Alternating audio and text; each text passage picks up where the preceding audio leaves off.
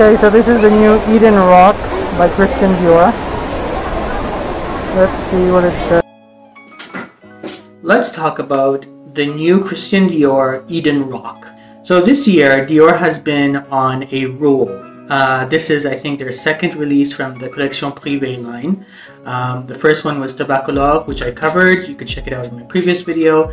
And this year, right now, I think about a month ago, they released Eden Roc. Now, I thought it was just some random name that they picked, like anything else, like Eden, something to do about gardens or something. But then I started looking into it, and it is actually a very prestigious, super luxurious hotel called Hôtel du Cap d'Antibes, Eden Roc, and it's on the French Riviera. It's like €1,000 a night or something. You know, it's super secluded, and that was the inspiration. And actually, if you go onto their website, you can, like the hotel's website, you can see that they're promoting Christian Dior's Eden Roc. The idea is that this hotel is really by the sea, and that was the inspiration. So François Demachy, he said that he wanted the blue for the sea, the yellow for the sun, and the green for the pine trees. So are those elements in this fragrance? I would say that from wearing this fragrance, I get a lot of three prominent notes. I get a lot of jasmine, I get some coconut, and I get a lot of marine notes. So that salty, marine, by the ocean, oceanic vibes that you get from some fragrances, that's what I get from this fragrance here. I don't get those elements of pine trees. This isn't a fragrance that I would say is very woody. So this, for me, on my skin, is more geared towards that jasmine and that coconut. What fictional character would I say would be wearing this? If you know Elizabeth Debicki from Tenet, Cat, she's super classy, haute couture, and part of that movie goes on in a hotel. So that's exactly the type of person, like a super classy. I think this fragrance leans a little bit feminine. So I can see how someone like that would be wearing this fragrance. If you're enjoying this content, a sub would be phenomenal. Which day of the week would this represent? This would definitely represent either Saturday morning or Sunday morning.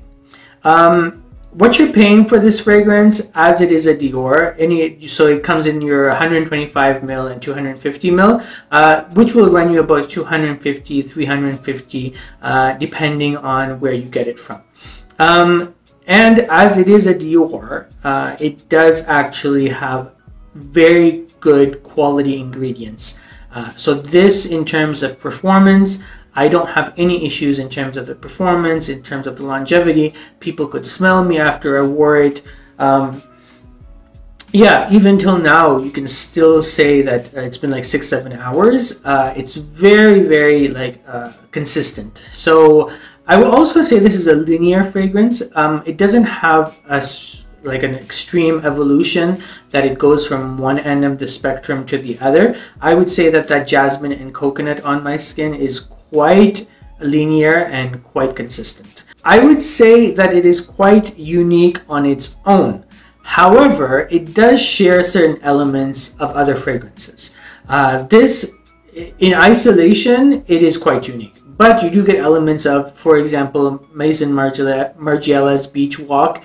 I also get a lot of that Bulgari Aquamarine.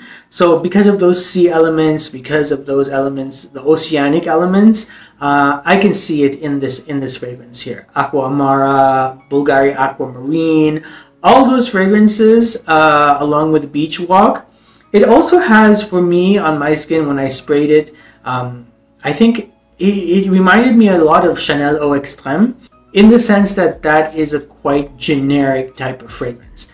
Now, you know, with Dior, you always have these expectations that it's going to blow you out of the ballpark, that it's going to be exceptional, that it's going to be unique. I would say that whether or not this is worthy of your collection, or worthy of collecting dust.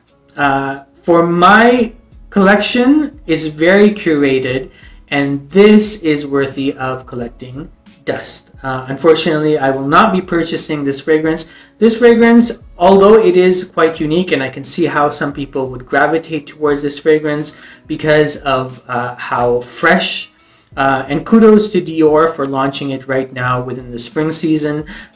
It's perfect for the spring season. It's a perfect spring launch. But in terms of a fragrance itself, I would say that this fragrance isn't really groundbreaking. There aren't any elements in here that you have not smelled before. You've smelled coconut, you've smelled the jasmine. Maybe there are some woody elements that I don't pick up on my skin. But this isn't something like Oud Isfahan. This isn't Bois d'Argent. This isn't Oud, what's it called? Rosewood. It's not Spice Blend. This is not that. This is, François Demachy has definitely gone into a safe route here, that it's not something which is drawing outside of the lines. This isn't something that would be, you know, really groundbreaking. I think this is a very safe blind buy. It's also a safe gift idea because people will not get offended by this. It's very airy, it's quite pleasant, it's nice, it won't really challenge your nose. But is it worth getting excited over? I don't really think so. Anyways, so those are my thoughts on Christian Dior's Eden Roc. If you've tried Eden Roc, I would love to hear your comments. Please like and subscribe to this channel. It really helps this channel grow. And shout out, if you've lasted until the end right now, shout out to, I was really surprised we crossed the 100 subscriber. I never anticipated this would ever happen, but thank you so much for the continued support. I really appreciate it. I would be curious to know, because there's so many in this line, I would be curious to know what your favorite from the Collection Privée is from Christian Dior. And I will catch you on the next one.